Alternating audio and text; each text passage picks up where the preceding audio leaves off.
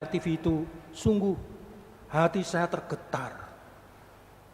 Saya menangis, saya meneteskan air mata saya. Karena beberapa hari saya terbaring di tempat tidur, hidup saya pun sangat-sangat tergantung pada dokter, membantu orang-orang lain yang saat ini tanpa pendapatan, tanpa mendapatkan upah, di mana mereka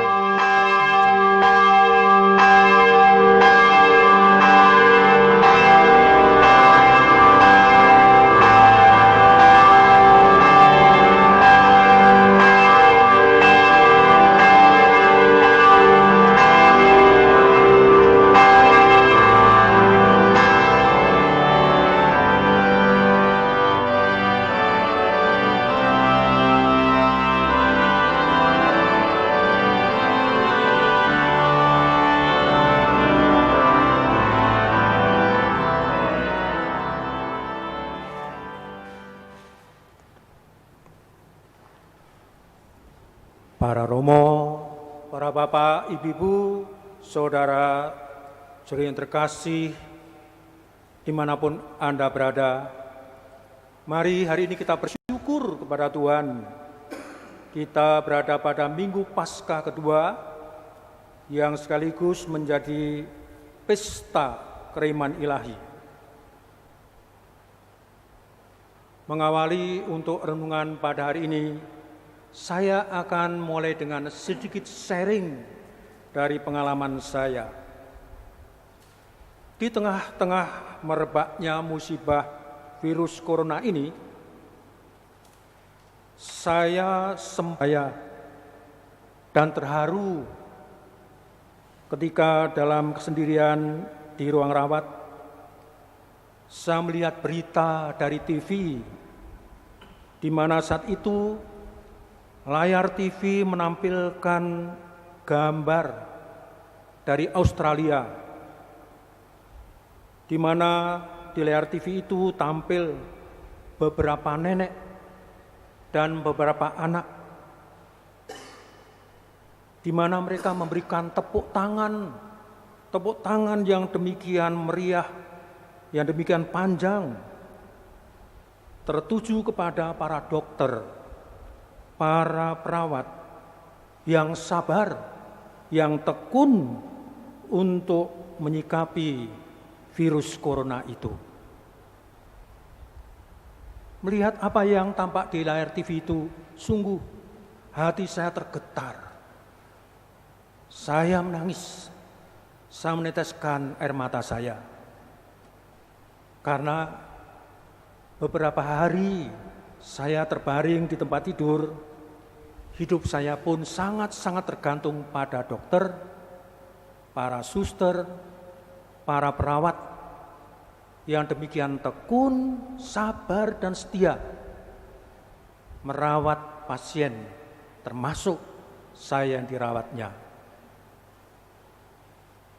Bagi saya, para tenaga medik ini adalah tanda nyata kehadiran kerahiman Allah. Kerahiman Allah paling tidak saya rasakan langsung selama sepekan itu. Dan saya yakin bahwa kita dari para umat punya pengalaman apa yang saya alami ketika saya mau tidak mau harus respect, harus menghargai tinggi-tinggi orang lain yang demikian peduli, khususnya tenaga medik bagi para pasien. Itu pengalaman saya di akhir bulan Maret lalu. Lalu ada pengalaman lain yang saya tangkap selama 9 hari belakangan ini. Selama 9 hari belakangan ini, hati saya pun dibuat kagum dan terharu atas kesabaran, ketekunan, kekompakan teman-teman saya. Romo Endro, Romo Monang, Romo Jeremy, Romo Peter, Romo Dion, Romo Marcel, dan teman-teman petugas dari live streaming ini, di mana mereka melayani umat dengan telaten sabar untuk bernovena kerahiman ilahi di Gereja Katedral Bogor ini. Saya kagum, saya terharu atas demikian mereka ada waktu untuk umat lain yang sedang bernovena, melayani mereka. Jadi di tengah-tengah orang pada merasa jenuh, merasa bosan, mau apa ya, kok di rumah. Ini muncul romo-romo tadi, ini muncul teman-teman dari live streaming ini untuk melayani kita semua. Maka terkait dengan ini, saya berkata kepada para romo yang rajin melayani dan kepada teman-teman dari live streaming yang melayani juga, saya bilang, jangan bosan, jangan kapok untuk menjadi pelayan-pelayan Tuhan. Amin. Dan saya juga mengucapkan profisiat, mengucapkan selamat kepada para umat dimanapun yang tanpa bolos, tanpa bolong, rajin dengan novena kerahiman ilahi yang sudah Anda tempuh. Semoga apa yang menjadi intensi kita, yang menjadi intensi kita sekalian, menjadi suatu yang menghidupkan, menyuburkan iman kita, dan apa yang Anda intensikan dikabulkan oleh Tuhan.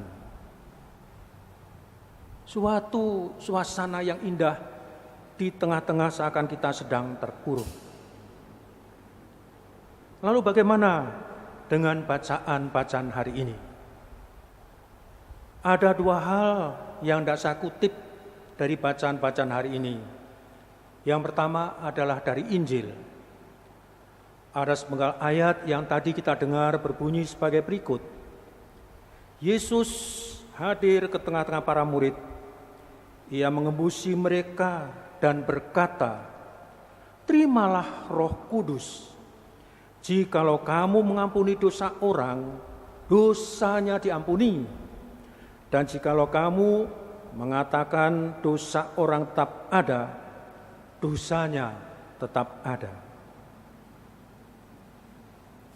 Dengan sabda ini kita diajak untuk semakin paham, untuk boleh menyimpulkan bahwa bagi kita adalah Yesus adalah sungguh-sungguh gembala yang baik.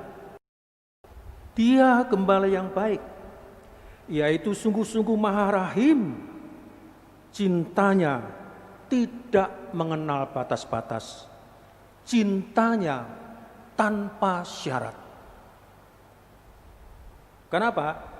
Meskipun bahwa ia itu dikhianati dan ditinggalkan sendirian dalam derita dan sengsara,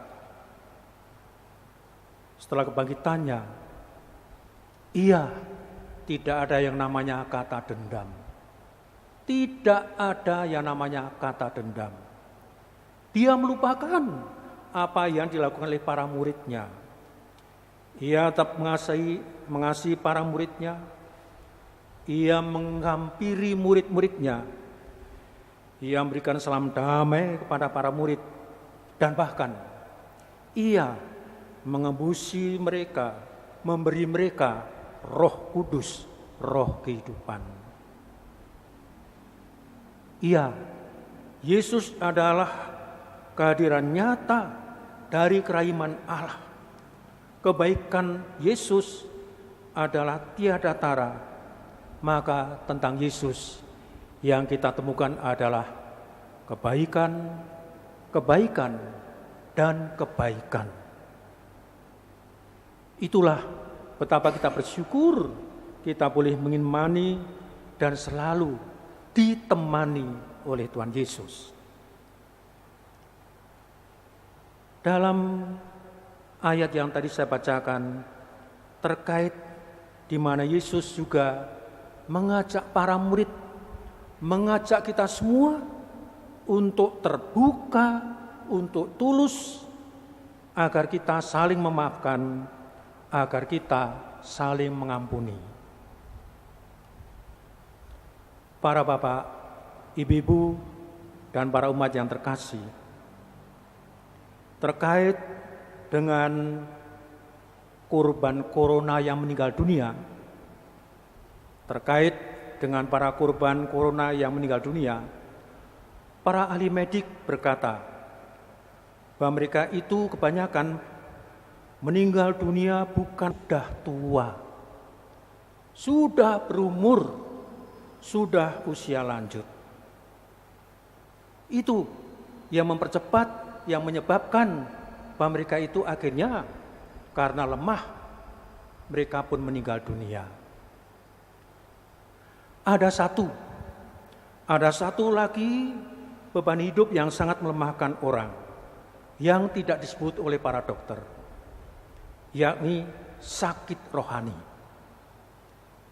Sakit rohani di mana ada orang yang berkesalahan, tapi orang lain tidak mau memaafkan. Ada orang yang komunikasinya tidak mulus, orang lain tidak mengampuninya.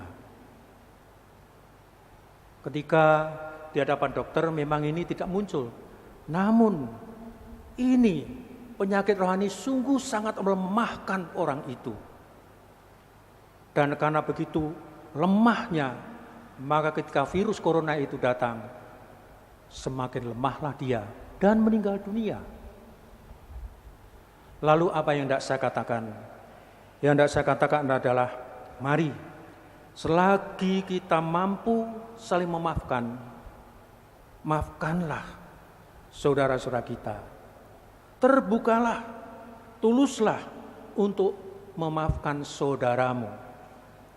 Selagi kita masih bisa saling mengasihi, silahkan saling mengasihi. Tapi justru suasana ini juga banyak ditemukan oleh orang-orang yang sebutkanlah sudah berumur 50 tahun, 60 tahun, di mana mereka sudah mengatakan, jenuh, bosan, ngapain dekat-dekat dengan pasangan, ngapain ngurus ini dan itu.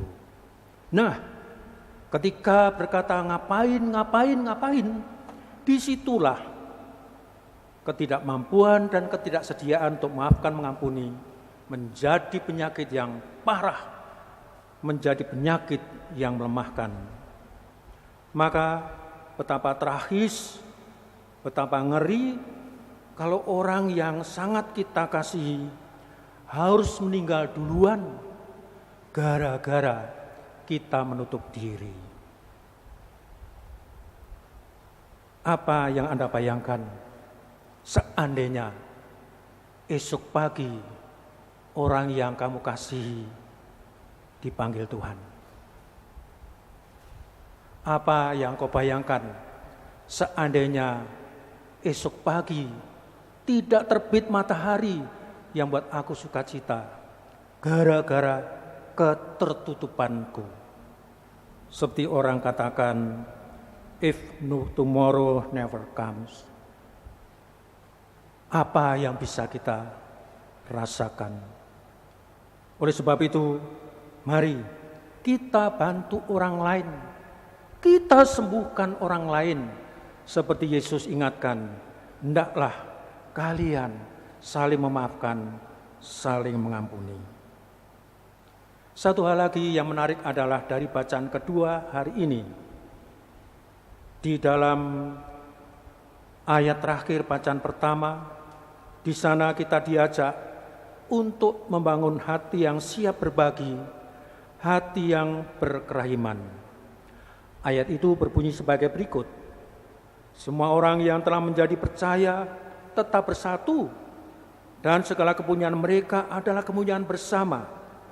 Selalu ada dari antara mereka yang menjual harta miliknya, lalu membagi-bagikan kepada semua orang sesuai dengan keperluan masing-masing. Berbagi, berbela rasa, dan berkerahiman hati sangat-sangat diharapkan untuk kita wujud nyatakan di masa yang pahit, di masa di mana kita tidak bisa kemana-mana, di rumah saja. Kita diundang dari umat lingkungan, umat wilayah, paroki-paroki, dekanat, kategorial, dipanggil untuk bisa berbela rasa, membantu pemerintah, membantu tenaga-tenaga medik, membantu orang-orang lain yang saat ini tanpa pendapatan, tanpa mendapatkan upah, di mana mereka terancam kelaparan. Kehidupan para rasul, kerahiman mereka untuk kita contoh bersama. Mari kita bangun terus, kita pupuk terus nilai-nilai dan semangat kerahiman Allah dalam hidup kita. Dan semoga musibah corona ini segera berlalu.